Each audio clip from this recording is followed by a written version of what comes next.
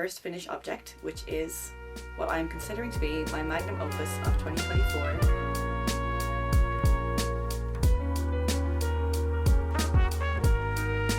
Hello everyone, welcome back to the Stitches in STEM YouTube channel. My name is Michaela, I am a knitter from Dublin, Ireland, and this is podcast episode number 13. If you're new here, thank you so much for clicking on this thumbnail. There are a ton of knitting podcasts out there, so I'm really grateful that you decided to click on this one, and you're very welcome. If you like what you see, please do consider subscribing and joining us here more often. I try to post every 2 or 3 weeks, and I'm also quite active over on Instagram, so you can follow me there if you're interested in keeping up with my projects. If you're a returning viewer, thank you so much for coming back. That means the world to me that you liked what you saw enough to return for the next one. So yeah, thank you so much.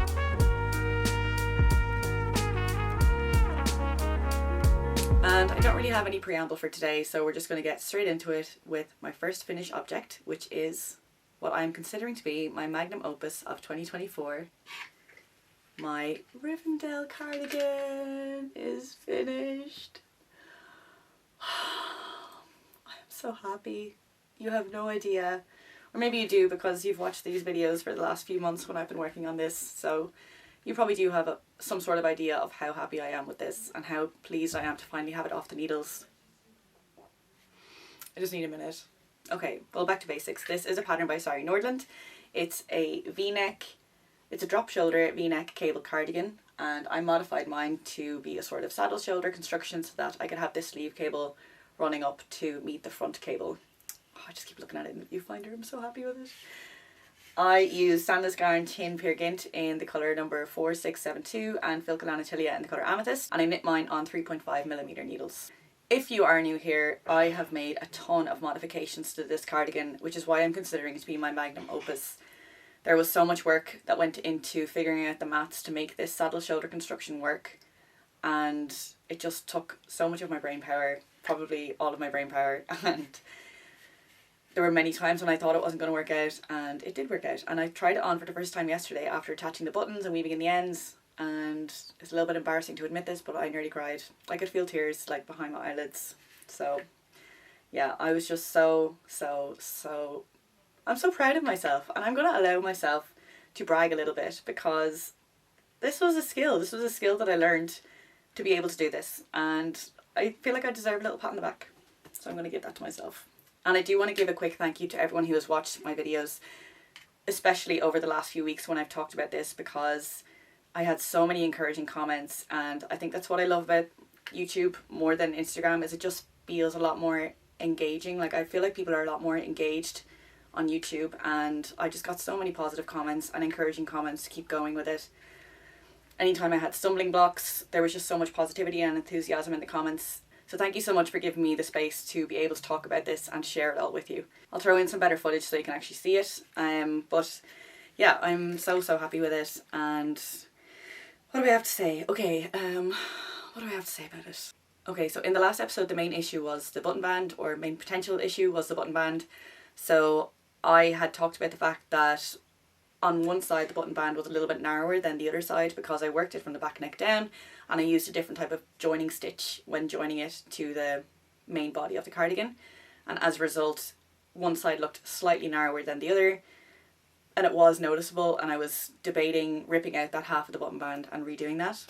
And I was really not looking forward to doing that because I had already put so much time into this cardigan, and I could see the finish line, and then all of a sudden the finish line was so far away again. So I was a bit discouraged by that, but I did mention in that video that I was going to try aggressively blocking it. I didn't think that was going to work, but I figured I would try it anyway, and what do you know, it actually did work. It made a huge difference. There is still a difference that you can see if you look really closely, but I think it's fine. It's definitely at a level where it's a kind of imperfection that I'm happy to keep in as a sign of this being a handmade item. You know, I know it's not going to be 100% perfect, it's not going to look shop bought, and I'm always okay with that, but the way the button band was just too obvious for my liking, whereas now it's just like, that's a little handmade imperfection and I'm happy to leave it in. I also had a few comments saying that if I was going to keep the button band closed then it wouldn't be as noticeable, and I do agree with that, and at the time I wasn't sure how I was going to wear this, but since trying it on I do think I'm going to keep it closed most of the time. Actually, even just like taking it on and off yesterday, I was just throwing it on over my head, I wasn't even undoing the buttons. So yeah, I probably will wear it with the buttons closed, but even if I don't think the difference in the button bands is noticeable enough, so it's fine.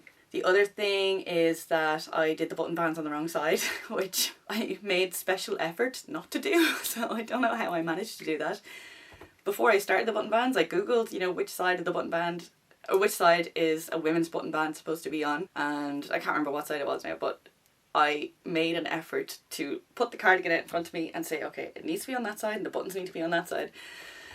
And it still somehow ended up on the wrong side, so I must have got my right and left mixed up in the moment, which never happens to me. I do have my airhead moments, but I do know my right and left most of the time, so I'm kind of surprised that happened. But again, it's not something that anyone would notice. It's only that I notice it when putting on the cardigan, and it feels odd to me to be putting the buttons through on the wrong side. The other thing is that when I'm wearing it, there is kind of a crease at the front of the cardigan that looks like, to me, it looks like the body of the cardigan is slightly longer than the button band.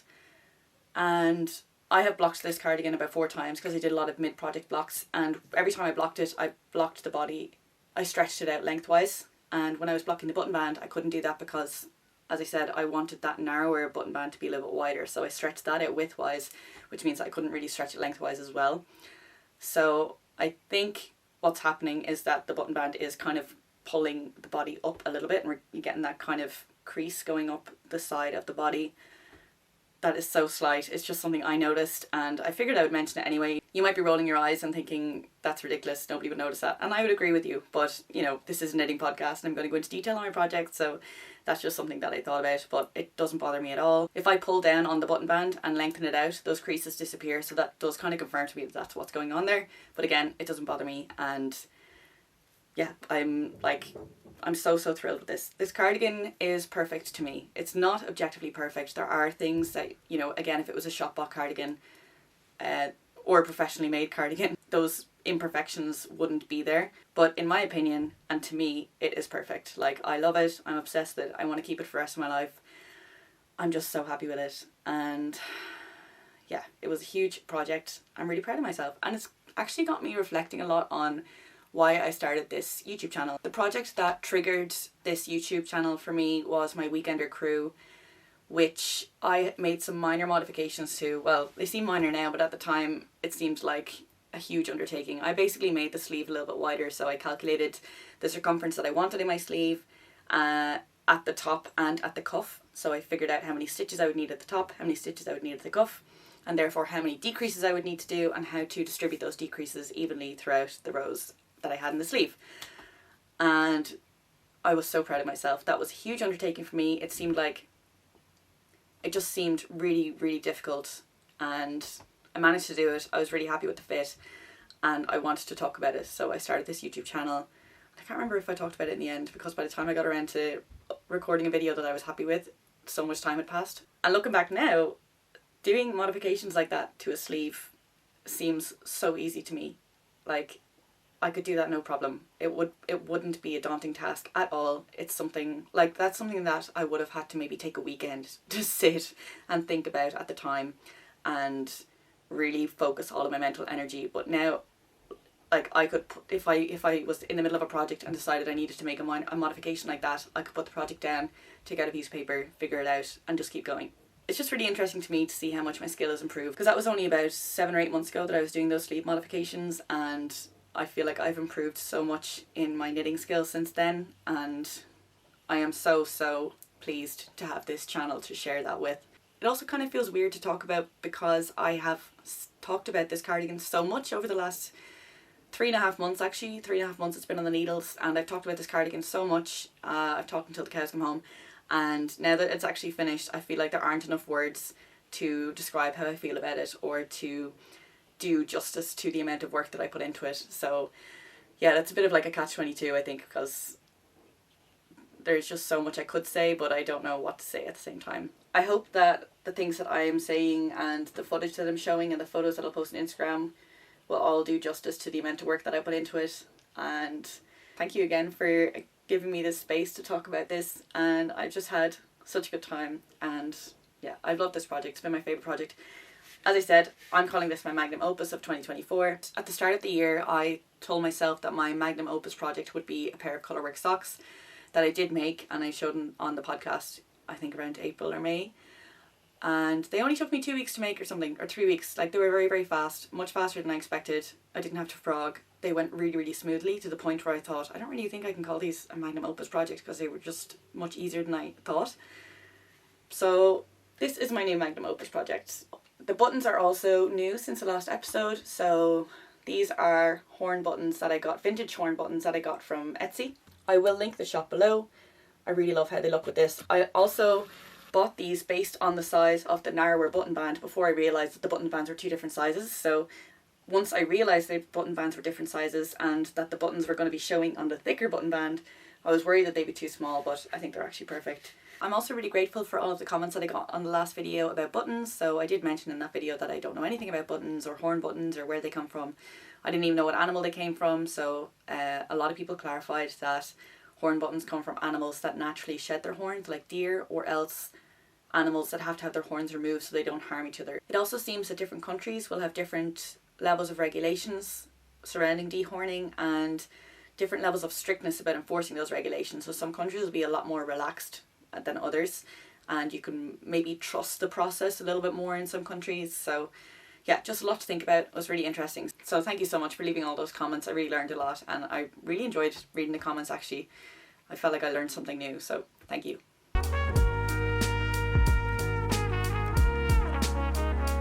I'm not wearing any hand knits today because it's actually quite warm, even though we're in the middle of November now. I've got my winter candle, which I'm very excited to have. It's from Bath & Body Works. I love Bath & Body Works, but we don't really have it in Ireland. There's like a shop that kind of stocks some of their candles, but they don't have a huge selection.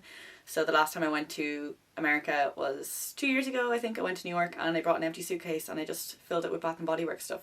My next finished object is one that I don't have, and it's a pair of socks that I gifted to a friend for her birthday. So I did show them in the last episode as a whip, and yeah, I did finish them that week and I gave them to her. I'll pop a photo up here, but I did take the picture at night time, so the lighting was terrible, and I did try to adjust the colours to accurately reflect the colour of the yarn. It just makes the picture look a bit weird, but that's the colour of the yarn. The yarn is from the Camels yarn, and it's their BFL sock set, which I got in Beautiful Knitters in London. It's 75% BFL and 25% nylon, and the colourway was called Parma Violets. The yarn was actually left over from a pair of socks that I'd made earlier in the year, so thankfully I had enough to make nearly a full length pair of socks again, which was great. My friend absolutely loved them, so yeah, I'm really pleased. I didn't have enough of the contrast colour to do a full length cuff like I usually do, or the heel or the toe, so I just did a short cuff and I did the rest of the sock in the main colour. So I cast on 64 stitches and I did a 2x2 rib cuff for 10 rounds, I think, and then I switched over to the main colour and I worked 50 rounds in stockinette before doing a slip stitch, heel flap and gusset. Then I decreased down to 60 stitches for the foot, and I just did a regular symmetrical toe box. So I don't have much to say about these other than the fact that my friend loves them, and yeah, I enjoyed making them. A simple stockinette sock. I'm really in a sock knitting mood at the moment. But yeah, that's the vanilla socks that I've made, and we will move on to whips now.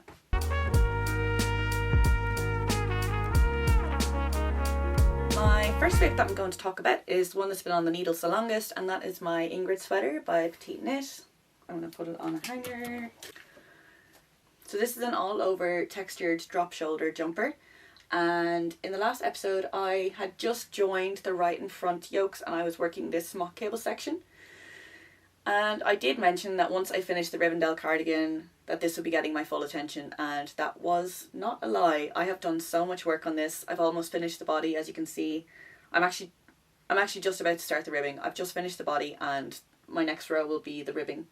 So yeah, I've made loads of progress on this and I'm really happy with it. I'm loving working on this. It is one of my favourite projects at the moment. The yarn is from Eru Ireland, which is an Irish yarn company, and it's their BFL Romney base, which is a sport weight base. The colour is Sea Song, and this yarn was gifted to me by Eru Ireland. I'm also using Gepard Garn Kid Seta in the colour Light Sea Green, so I'm holding the two strands together. In the last episode I was talking about alternating the yarns and was thinking about how I was going to do that. Primarily because the Kid Seta is from two different dye lots. So I have 8 balls and 4 are from one dye lot and 4 are from the other. There is a noticeable difference when you hold the two silk mohair balls next to each other, but knitted up in this there is no difference at all. So I was a little bit worried when I started it, but I'm not worried at all now. I think it looks really good. But I am alternating the yarns anyway in case there's any discrepancy with the area yarn as well. I'm actually just alternating yarns at the beginning of round every time, and I'm just carrying the yarns up the side. So I am getting a bit of a seam on the inside, but I don't mind that. I think it's fine. And I'm trying to watch my tension where I'm switching the yarns. If you look really closely, there is a little bit of a tension issue where I'm switching the yarns, but the fact that it's under the arm, the fact that there's so much texture anyway, I don't think it's noticeable unless you look really, really closely. I also mentioned in the last episode about my 2x2 rib and how I was trying to make it a little bit neater. So the back, I think, is not very neat, the 2x2 rib. And I mentioned that I was going to try a tutorial by Nimble Needles to try and make your ribbing neater. So I did that for the front, and I don't think it made much of a difference. Overall, I'm not too upset about it. I think with wear and with blocking, it will even out a bit. Maybe not to the point where it looks perfect, but I've had this issue on previous jumpers, and I know with time it just kind of relaxes and looks a little bit neater. So yeah, I'm not too worried, but I thought it might be worth a try trying to get it neater anyway. For the bottom hem, I decided to follow another tip by Nimble Needles, and that was to knit the first purl stitch through the back loop. So the first purl stitch you intentionally twist, the next one you knit as normal, and then on the next round you knit the twisted purl stitch through the back loop and twist that one as well. So with each round you're untwisting the purl stitch of the round below and you're twisting the stitch that you're working on. I think that looks even messier because the twisted purl stitch is making this really wide column of purl stitches here, and I just don't like how it looks. It doesn't bother me enough to undo it. I think with wear and with blocking it will even out a bit. So that is something I might keep trying to work on in the future, getting my 2x2 rib a little bit neater.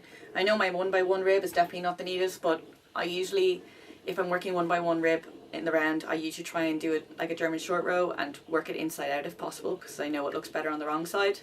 With 2x2 rib, I think it looks the same on both sides. Otherwise, I am really, really happy with this. I'm going to work the collar next. I did mention in the last video that I wanted to work that a little bit sooner, but because I decided to alternate yarns, I always have at least one ball of yarn attached to this, and I don't want to work the collar when I have another ball just hanging out of the body. So I decided to finish the body first, then I'll go back and do the collar, and then I will work on the sleeves.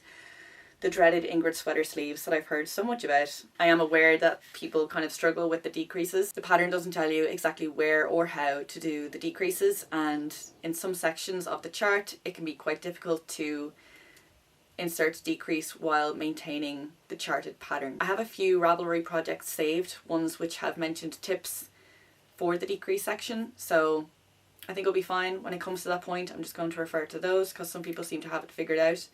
So, and if those work, I will of course link them down below. Oh, and I am knitting the size small, and I'm knitting on 3.5mm needles.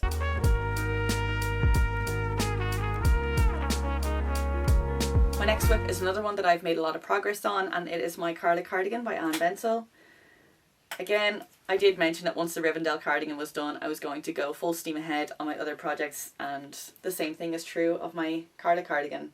I have made a ton of progress on this. I've also just started the ribbing, so I'm pretty much at the exact same point on this one as I am on my Ingrid sweater. I don't know if this is going to stay in the hanger, but anyway. A few things to say about this one. As I said, this is a pattern by Anne Bensel. It's a drop shoulder cardigan with this mosaic colour work here. A lot of people don't realise it's mosaic, so there's no stranded colour work in this, which is great if you don't like stranded colour work. And I'm knitting mine using Lamana Como Grande, which is an Aran weight merino wool, non-superwash. I think it's either Aran or bulky weight. I think it might be bulky actually. And the grey colour is the colour Slate Grey, and the cream colour is called Silk Grey. And I'm knitting this as a Christmas present for my mum. She's in the house somewhere, so I try not to say that too loud. In the last episode, I had worked to just below this stripe here, and I was a little bit concerned about my gauge and the overall size of the cardigan.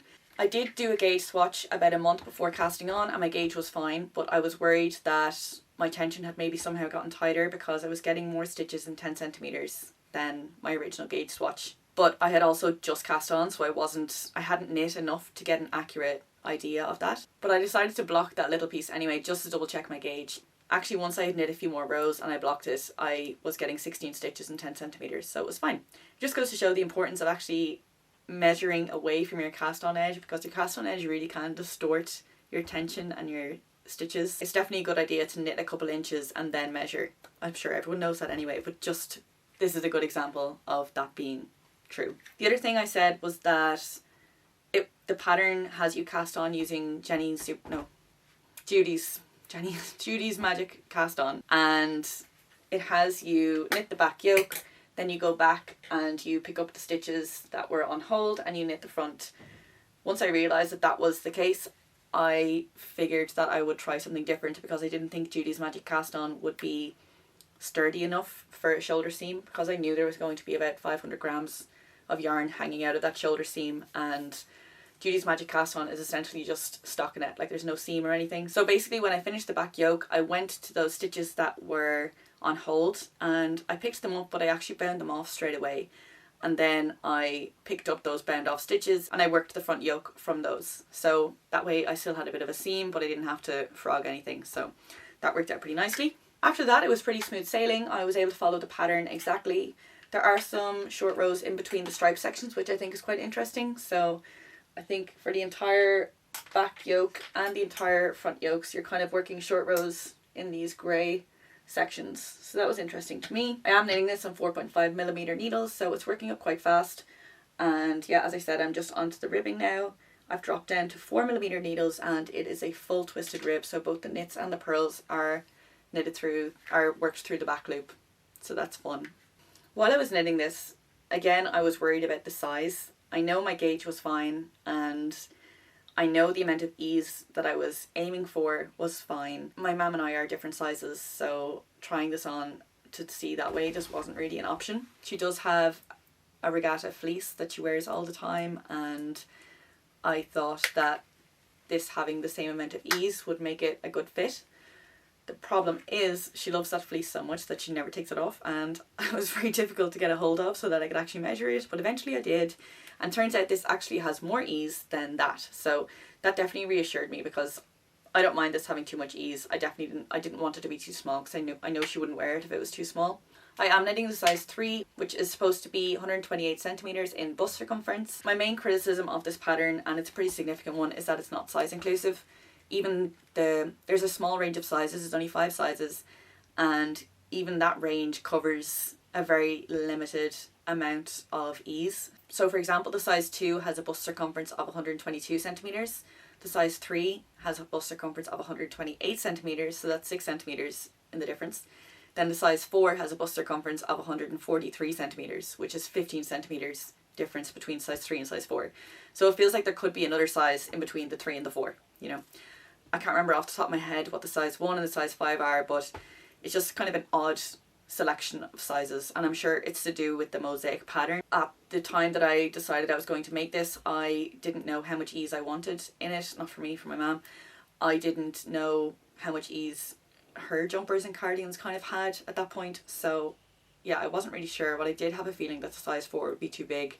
I wasn't sure if the size 3 would be big enough. Since then, as I mentioned, I did measure her regatta fleece and I think the size 3 will be fine, but I think it would be better if there was a size in between the 3 and 4, for example, just so that it would cover more bases. I am a little bit worried about yarn amounts, but I know I say that a lot and it's never a problem, so it could just be me overthinking again. Basically, I have 8 balls of the main colour and I'm into my 5th one at the moment, so I will be able to finish the body and the hem with the 5th ball, and I'll be able to make a start in the collar with that ball. Then I'll need the 6th ball to do the button bands, to finish the collar, which will leave me with 1 ball for each sleeve, and that's where my concern comes in. My own cardigans and jumpers would use about 50 grams or just over for a sleeve. The fact that this sleeve is probably a bit bigger than the sleeves that I would make for myself makes me think that it might use more, but at the same time, the fact that it has these stripes makes me think it might use a little bit less. So I'm not sure. I'm basically going to finish the body, then I'm going to weigh my yarn, start the sleeve. After a little bit, I'll weigh it again and I'll figure out how much yarn I need for the 2 sleeves, and if I need to order more, I will. I am really enjoying working on this. It's obviously on big needles, so it's working up quite fast. It's very satisfying. I probably am reaching for this one more than the Ingrid sweater, just because I know it's knit flat, but it is still just knitting and purling back and forth, so it's quite mindless. I have mentioned this before, but basically I was going to make this for myself and I was going to make my mum a different cardigan, but I was showing her patterns on my Ravelry queue. She doesn't know anything about knitting, but I was just showing her patterns on my Ravelry queue just to talk about knitting. And when I scrolled past the Carla cardigan, she was like, oh my god, that's lovely, I really love that one and that's gorgeous. So I kind of figured, okay, I should make her that one instead. So I would still like to make one for myself in the future, but yeah, we'll cross that bridge when we come to it.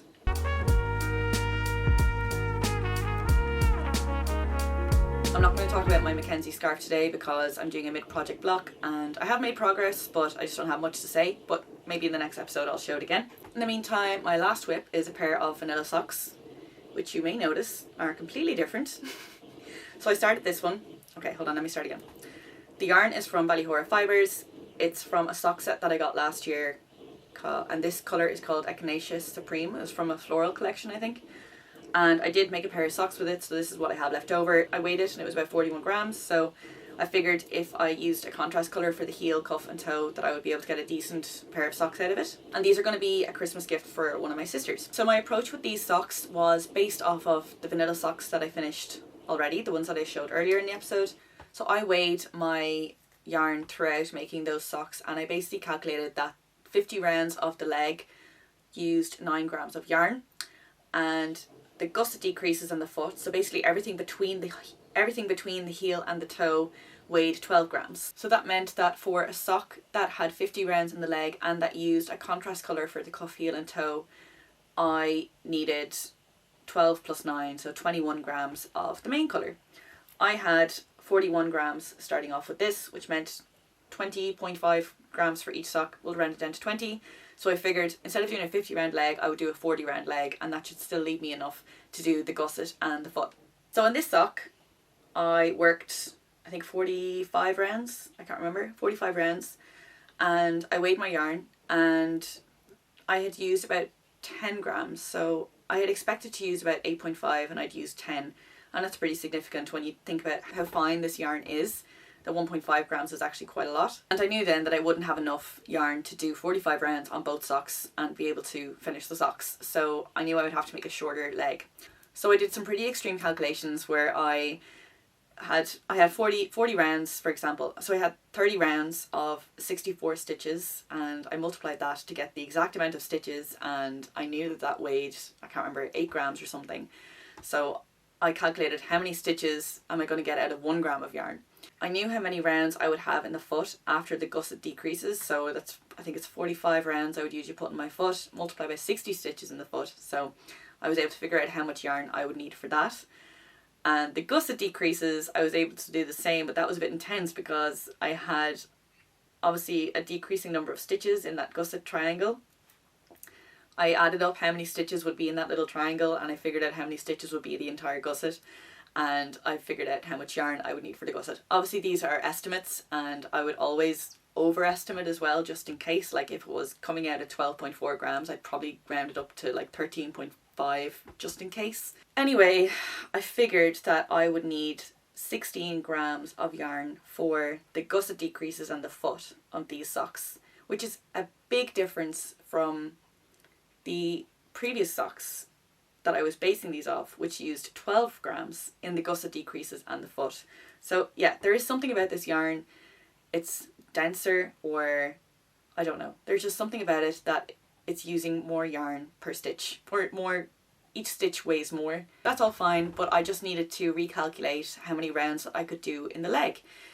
And I figured out that I could do 20 rounds in the leg, which is very short. And at that point I had done a 20 round cuff, and I just didn't like how it would look with a 20 round cuff and a 20 round leg. I just felt like the cuff would look disproportionately large. So that is why on this sock I ripped back to 12 rounds into the cuff and I restarted the leg. So I'm going to just do 20 rounds of the leg, and then I'm going to switch back to the contrast colour for the slip stitch heel flap and turn. Yeah. I've never done a sock this kind of length before. I've only done like really short ones or standard mid calf length. So I don't know how these will look. I hope they still look okay. So yeah, that's those socks. I suppose the good thing about them being shorter is that they're going to take a lot less time to make now. So I think by the next episode they should be done. And By the next episode as well, I should have also cast on my next pair of socks, which will also be a Christmas gift. I've got 2 more pairs of socks to knit as gifts after this one, and then I really want to knit some for myself, so that's my motivation to get these done, because yeah, I have some really lovely sock yarns there that I want to use.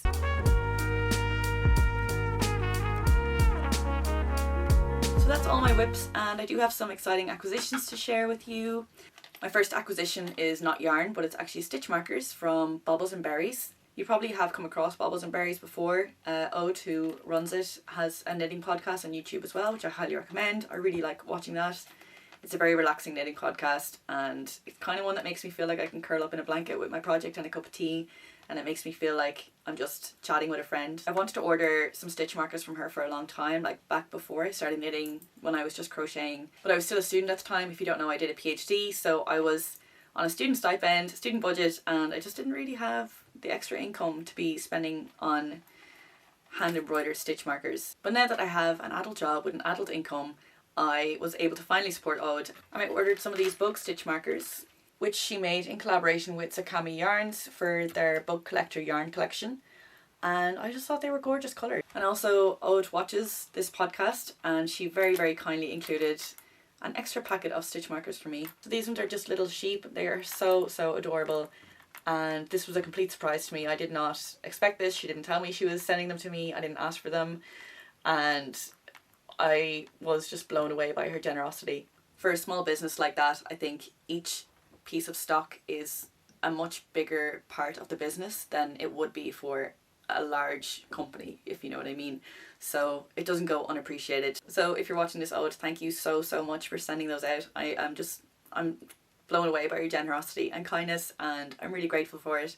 And to anyone else watching this, if you're looking for some adorable stitch markers, I cannot recommend Ode's enough. They're absolutely stunning. The first one is from Rowan, specifically Mode at Rowan. So I guess Mode at Rowan is a collection of yarns and patterns that they've recently released, and they reached out to me and asked if I would like to sample some of their yarns. They did offer to send me one of each ball of their new yarns, so I think they have 6 new yarns, and they offered to send me one of each, and as grateful as I am for that, I just didn't know what I would do with one ball of 6 different types of yarn. So I politely declined that, and instead they offered to send me enough yarn to make a garment with, which is obviously way more attractive to me because I know I will actually use that. So of course I said yes to that, and I picked out their softest alpaca base in the colour Ash. So it is exactly as it says on the tin. It's a dark grey. It's 70% alpaca, 7% wool, and 23% polyamide. 130 meters and 50 grams, so you're looking at like heavy iron / bulky. I think this feels very similar to Camarosa Snefnug, which I have used, but this feels really, really nice. It's incredibly soft. It's alpaca, so very, very soft. And yeah, I'm really excited to try it. So I had looked through my Ravelry queue, and I wanted to make something that I knew I was going to make anyway. I didn't want to just buy a pattern for the sake of trying this yarn. So I settled on the Levitate wrap, which is on my queue, and I was going to make it sometime early next year, but I'm going to make it sooner than that, I guess. The pattern calls for Isair Soft, held together with Isair 301, and I haven't used Isair Soft, but I think it's a similar weight to this at least. And I was wondering if this on its own would be enough to get gauged with the Levitate wrap, considering the pattern is made for 2 yarns held together. The recommended needle size for the Levitate wrap is 6 millimeters. The recommended needle size for this yarn is 5.5. So I just wasn't sure how the gauge was all going to work out, but I decided to take a risk. I did initially swatch on 5.5 millimeter needles, and my gauge was actually too loose. I think I was getting 17 stitches instead of 16 stitches. And I also didn't like how open the fabric was. I kind of wanted it a bit denser. So I went down to 4.5, which was probably a bit of an extreme drop considering the pattern calls for 6 millimeter. But I did get gauge, and the fabric is a lot nicer and it has just the right density. Now I haven't blocked this yet. I expect it will grow. Regardless of my final gauge, I've decided I'm going to use the 4.5 millimeter needles anyway, just because it's comfortable for me, and if I have to pick a different size to get the right kind of ease, then I'll just do that. That's fine. The other thing is that I ordered short 4.5 millimeter tips for the sleeves on my Carla cardigan, and I figured I could use them as well for the sleeves on the Levitate wrap, whereas if I was using the 5 or 5.5 millimeter needles, I wouldn't feel justified in buying short tips just for one project, but the fact that I can use them for 2 projects makes me feel a little bit more justified in buying them. So I am making the project work for me rather than adapting my yarn and needle size to match the project, and I hope it will turn out fine. The fact that it's a wrap cardigan I think will give me a little bit more flexibility. If it's too big or too small by a little bit, I can obviously just tie it tighter or looser, so I think it will work out fine. So that's my next big plan, and then I also want to cast on a hat soon, or as I said, a pair of socks, but my sock plans are kind of occupied for the next few weeks with all the Christmas gifts, so I'm going to settle for a hat. And I am either going to use the Townhouse yarn that I showed in the last episode, or I'm going to use this next acquisition which I got at Dublin Fibre Festival. So there was a yarn festival in Dublin at the end of October. This was the first year that it ran, and it was organised by a yarn dyer called Mira Isan Studio, and it turned out really, really well. I think for its first year, it went really well, and as far as I could tell, there was a lot of positive feedback, and yeah, I had a great time. There were some really lovely vendors there, some yarn dyers who I have followed on Instagram but haven't purchased anything from or haven't seen anything in person from, so it was really nice to get to see their yarn in person, one of which was Mira Isan. So I got this skein of fingering weight superwash merino yarn, and this is in the colour Sao Paulo. It's 85% superwash merino and 15% nylon, and it is very soft. Like, yeah, it just feels it feels so incredibly soft. It's definitely one of the softer superwash merinos I've ever felt, and I'm really excited to work with it. I would love to make a ribbed beanie out of this. I'm thinking something similar to the hat that I finished in the last episode, I think it was, the brown one, which was kind of based off the Stockholm hat by Petite Knit, or I could make the weekend hat by Petite Knit. I think both of those are DK weight patterns, so I would just hold this double. There's also some kind of light kind of peach coloured patches in it, but overall it's just like the perfect butter yellow, and I just think it will look really nice and squishy in a 2x2 ribbed beanie. So yeah, I'm either going to cast this one on next or else an Oslo hat using the Townhouse yarn that I mentioned already. The other vendor who I purchased from at Dublin Fibre Festival is someone who I have followed on Instagram for a while but I've never purchased from before, so it was really great to see her yarn in person. The name of her studio is Finally Fibres, and she's based in Cork. I've always been interested in her colourways, but I've never purchased from her, and mainly because the photos on her website I think use kind of a vignette effect, and I find it hard to tell what the yarn would look like in person. So I wanted to get something from her stall, mainly to support her, but I didn't really know what to get. I was with my boyfriend and I asked him if he wanted to pick out a yarn and I would make him socks with it. So he was happy to do that, and he picked this colour. It's called Coral Reef, and it's got these yellows, browns, reds, oranges. It's very autumnal. I think it's very nice. And the base is 80% superwash BFL and 20% nylon. So I really enjoy a BFL sock yarn, and I'm looking forward to working with that. The other yarn that I got from her was one that I sat on the fence about for a long time, because I just felt like I have too much yarn, I have too many projects, and I don't know, like, I know what I would make with it, but I don't know if I'll get around to it anytime soon, and I just wasn't sure. But I just loved the colour, I loved the composition, so eventually I just decided to go back and get it. And it's this beautiful green variegated yarn. It's got greens and yellows in there. It's 50% Corriedale and 50% mohair, and it's a fingering weight, so 400 meters per 100 grams. I'm probably going to make a hat with this, and I would like to hold it with another green yarn just to kind of tone down the variegation. I do love the variegation, but I would love to make it just a little bit more subtle if it's in a hat. So yeah, that'll be another hat project for me. I don't think I'll be casting this one on anytime soon though.